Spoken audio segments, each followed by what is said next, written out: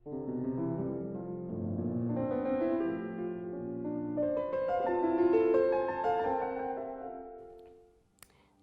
gedeelte van de tentoonstelling gaat over de rol die Amsterdam gespeeld heeft in de verspreiding van het gedachtegoed van Jacob Beume.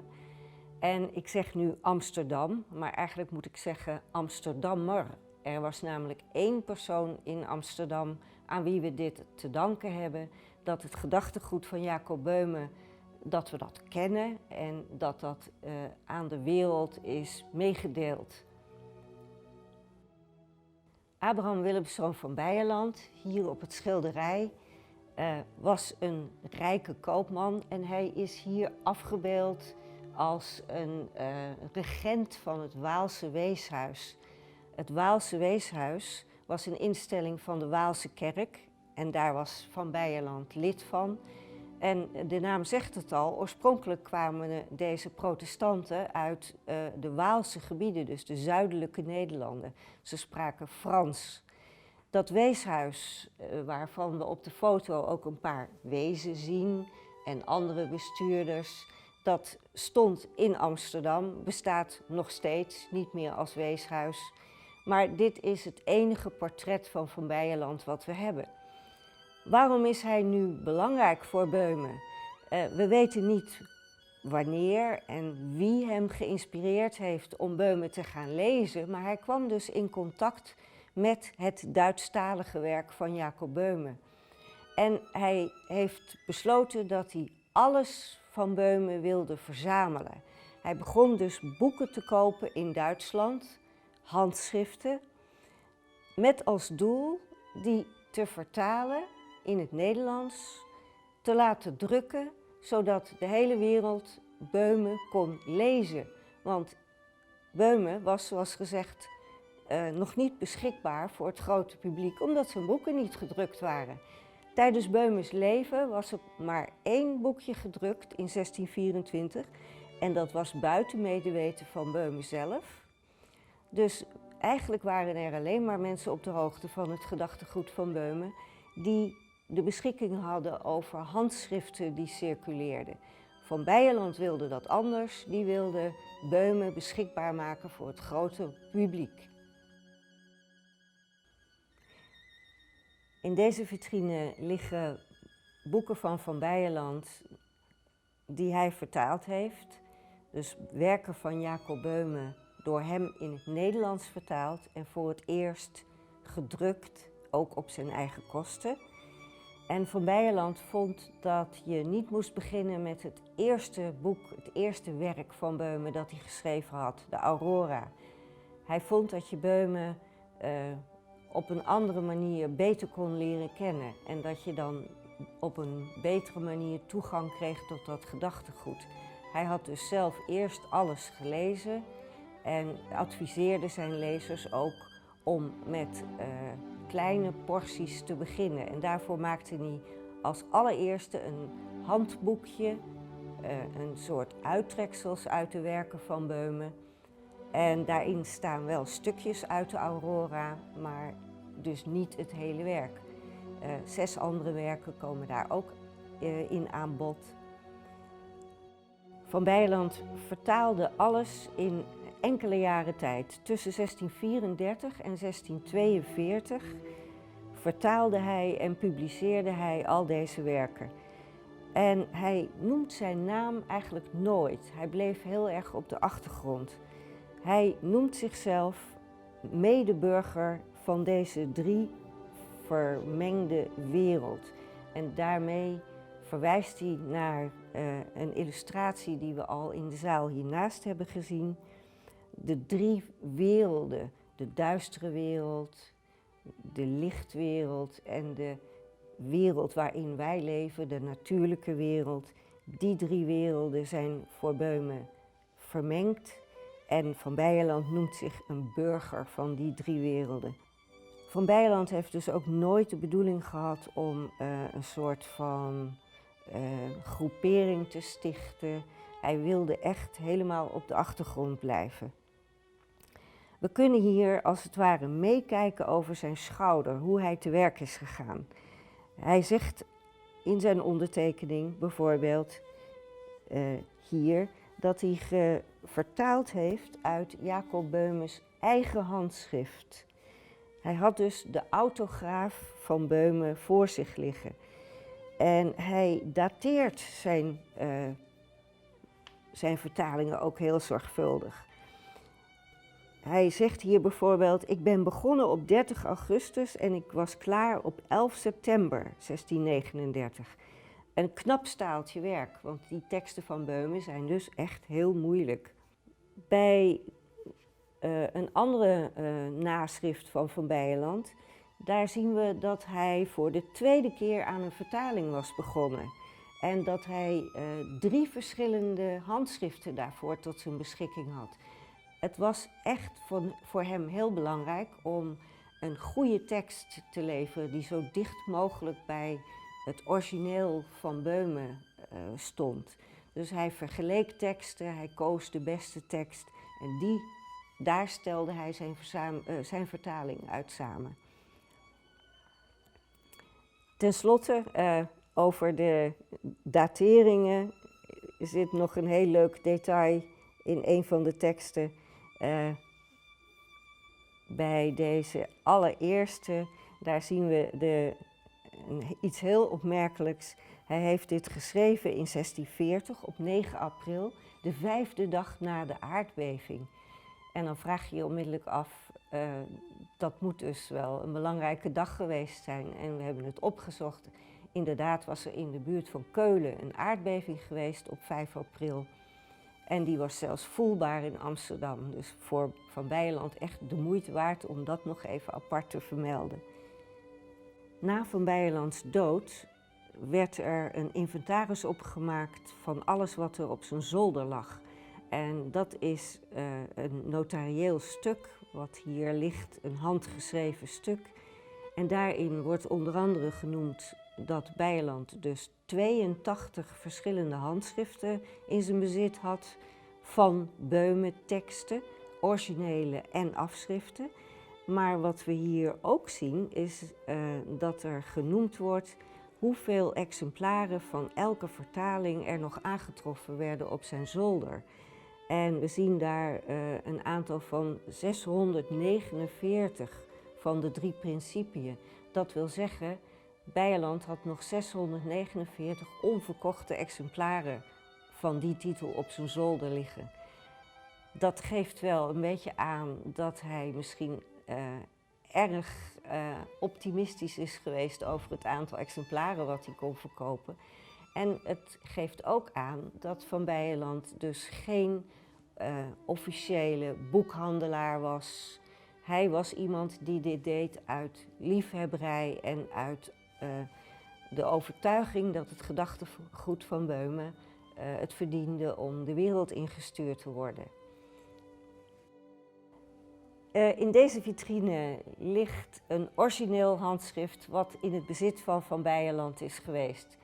Het is een afschrift van een tekst van Beume van het Mysterium Magnum. Deze tekst die heeft Van Beyeland nooit vertaald. Hij heeft wel pogingen ertoe gedaan en we vinden overal kleine stukjes, maar hij heeft hem dus niet in het Nederlands uitgegeven, wel in het Duits. En het leuke van deze vitrine is dat we hier naast elkaar het handschrift hebben en de druk die ervan gemaakt is. Het handschrift heeft gediend als kopij in de drukkerij. Het was dus in 1640 in Amsterdam, in een Amsterdamse drukkerij. En dat kunnen we zien omdat er in het rood nog allerlei potloodstrepen en cijfers in staan die daarin aangebracht zijn door de zetter. En dit is echt een heel zeldzaam voorbeeld van een handschrift wat als kopij gediend heeft. We zien ook de hand van Van Beyeland zelf in dit handschrift. Hij heeft namelijk bijvoorbeeld de paragraaftekens erin gezet. Zoals voor grote klassieke auteurs de tekst in paragrafen is ingedeeld, heeft Van Beyeland dat ook voor Beume gedaan. En tot op de dag van vandaag gebruiken we die indeling in paragrafen. Dus de kleine cijfertjes in de marge hier 43, 44. Dat zijn paragraafjes in de hand van Van Beierland.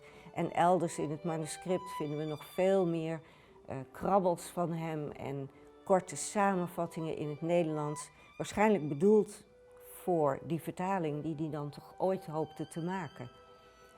Daarnaast ligt het gedrukte boek en je kunt al zien dat de illustratie die in het handschrift staat, die was blijkbaar heel belangrijk, want die is veel groter afgedrukt in het boek. Dit zijn tekenen van het einde der tijden. We zien een vlammend zwaard, een brandende takkenbos en dat rooster met de 3 kronen, dat komt voor in de Bijbel waar de eindtijd beschreven wordt. En naast dat opengeslagen boek met de illustratie, daar zien we de titelpagina. Dus we hebben een tweede exemplaar neergelegd, de titelpagina van het boek. En dit is een heel bijzonder exemplaar met de naam van degene die het in zijn bezit gehad heeft op de titelpagina. En dat was Abraham van Frankenberg.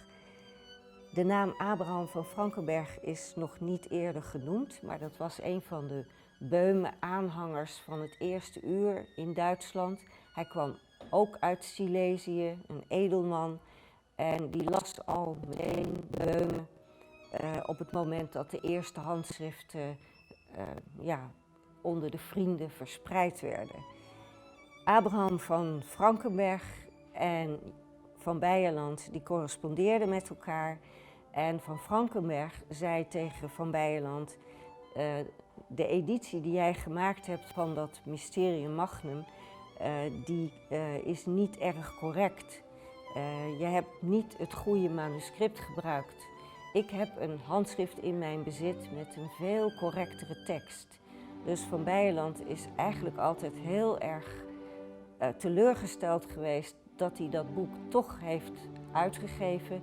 En hij heeft op een later moment van deze Abraham van Frankenberg een beter manuscript gekregen. Hij heeft alleen nooit meer een heruitgave gemaakt. Dit gedrukte boek van Abraham van Frankenberg, uit zijn bezit dus, zoals we op de titelpagina kunnen zien, zou misschien wel eens het exemplaar geweest zijn wat hij rechtstreeks aan Van Beierland gestuurd heeft. Want hij heeft daarin alle drukfouten aangegeven. Het gekleurde boek wat daarachter staat is wel een Nederlandse vertaling van het Mysterium Magnum. Dus niet van Van Beierland, maar een aantal jaren later, in 1700 gemaakt. Hier met de hand ingekleurd, door Jan Luyken vertaald. En is erbij gezet omdat Van Beierland er dus nooit toe gekomen is om het in het Nederlands uit te geven. Deze boekenkist is, je zou kunnen zeggen, het symbool van de grote collectie die Van Beierland in zijn bezit had en die hij gekocht heeft in Duitsland in 1634. Toen heeft hij in 1 keer heel veel geld betaald voor een aantal handschriften en die heeft hij op transport gezet. Dat transport werd helaas overvallen. En Van Beierland kreeg het bericht dat alles als verloren moest worden beschouwd. Op wonderbaarlijke wijze vond hij toch een kist met boeken op zijn drempel toen hij 's avonds thuis kwam. En het bleek dat alles er nog gewoon was. Dus waarschijnlijk hebben de overvallers gedacht, papier, wat moeten we daar nou mee? En gelukkig voor ons is op die manier toch het gedachtegoed van Böhme behouden gebleven. Wat als dit echt waar geweest was en ze alle handschriften hadden meegenomen of vernietigd? Van Beierland bezat er dus op een gegeven moment 82. Die zouden niet allemaal in deze kist gepast hebben. Maar zoals ik al zei, het is even symbolisch om aan te geven wat een verzamelaar hij was en wat een geweldige prestatie van hem om dit allemaal bij elkaar te krijgen van de diverse vrienden van Beumen. Beumes werk was dus in het midden van de 17e eeuw beschikbaar in het Nederlands, maar nog steeds niet in het Duits. En er kwam steeds meer vraag vanuit Duitse kringen om het werk dan ook in het Duits uit te geven. Dat heeft Van Beyeland niet meer kunnen realiseren, maar een groep Beumer volgelingen onder leiding van de Duitser Johann Georg Gichtel wel. Gichtel was gevlucht uit Duitsland, zoals zoveel Duitsers, mensen uit de Duits sprekende landen, kwam hij naar Nederland. Vanwege zijn geloof werd hij daar achtervolgd. En er waren ook oorlogen waarvoor mensen vluchtten.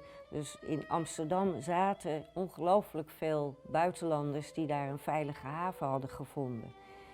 Gichtel vond zichzelf op dat moment eigenlijk de enige die het werk van Beumen goed kon interpreteren.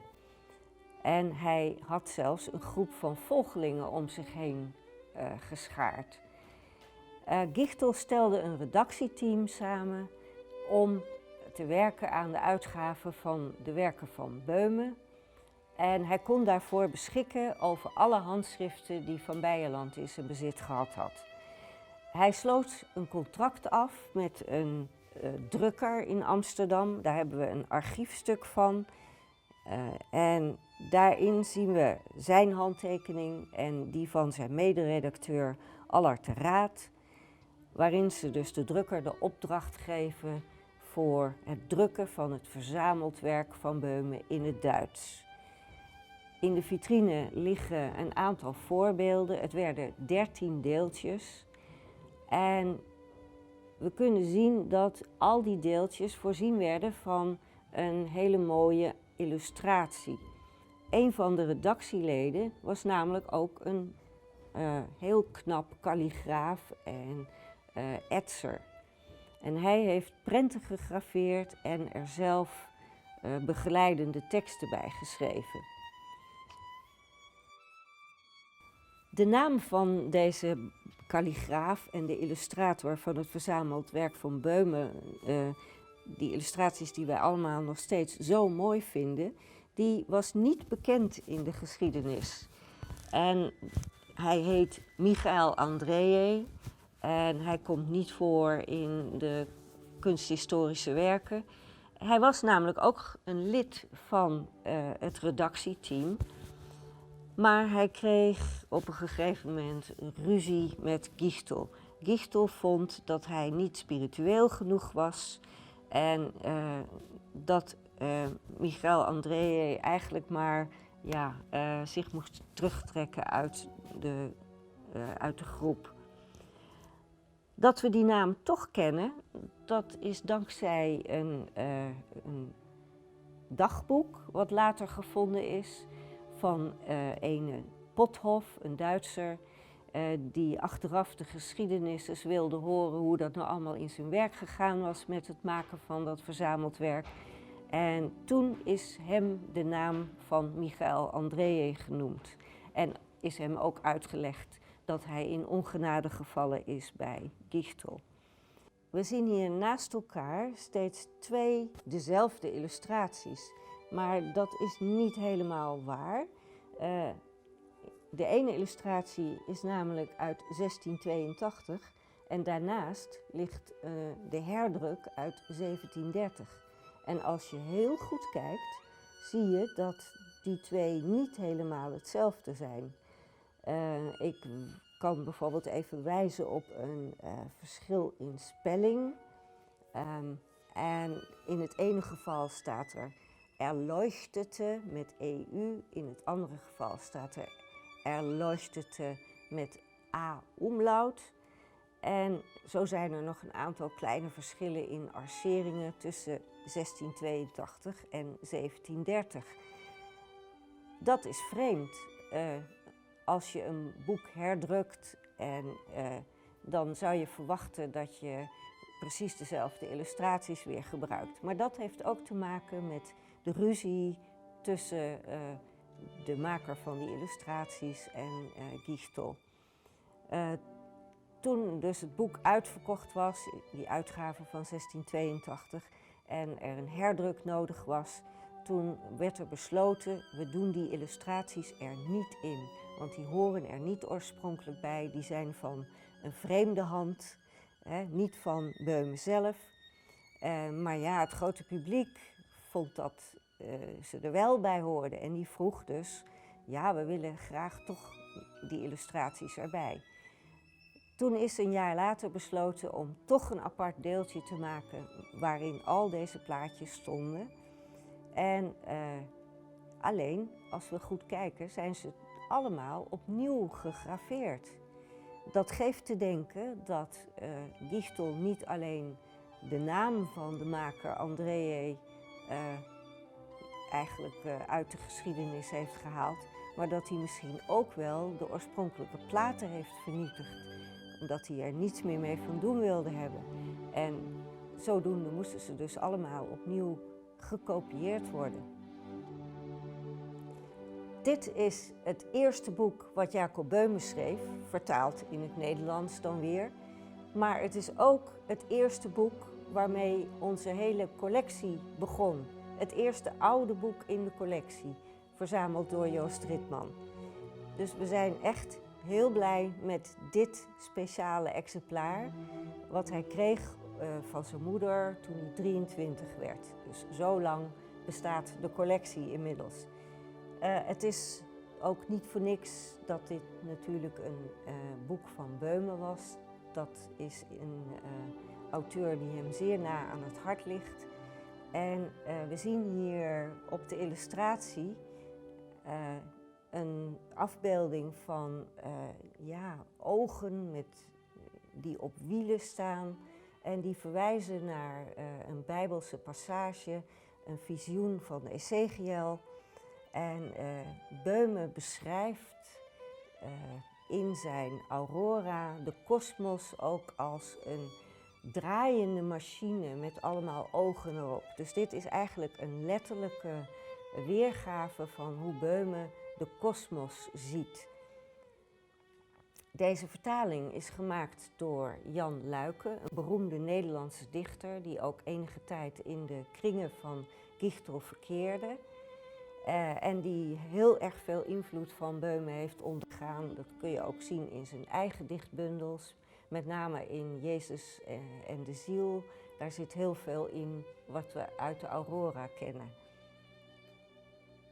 Luyken heeft dit beeld van die wielen met die ogen niet zelf bedacht, maar dat heeft hij overgenomen van Michael Andreae. Die had dit al getekend voor de uitgave van 1682. Ik heb al verteld dat Van Beyelands handschriften bijna verloren waren gegaan en dat we dus bijna Beume niet hadden gekend. Maar dat is nog een tweede keer gebeurd en wel in de 20e eeuw. Tijdens de oorlog waren alle handschriften die Van Beyeland verzameld had nog steeds bij elkaar. In een groep Beume, aanhangers, liefhebbers. En al die handschriften bevonden zich toen in Duitsland, in Linz aan de Rijn. En toen brak de Tweede Wereldoorlog uit. En de Duitsers, de nazi's, kregen er lucht van dat dat gedachtegoed van Beume niet deugde. En ze hebben dat in beslag genomen. En alle handschriften werden toen op transport gesteld naar Berlijn. En het is echt ongelooflijk, maar een paar dagen voordat Berlijn gebombardeerd werd, besloten ze om ze toch nog maar op een wat veiliger plek te bewaren. Dus ze gingen naar de grens met Polen en zijn daar de oorlog veilig doorgekomen. En 2 dagen later, inderdaad, nadat ze weg waren, zijn alle depots waarin handschriften bewaard werden in Berlijn platgegooid.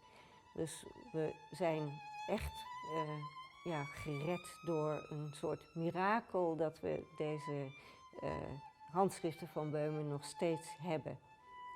Ze bevinden zich nu in bibliotheken in Duitsland en Polen.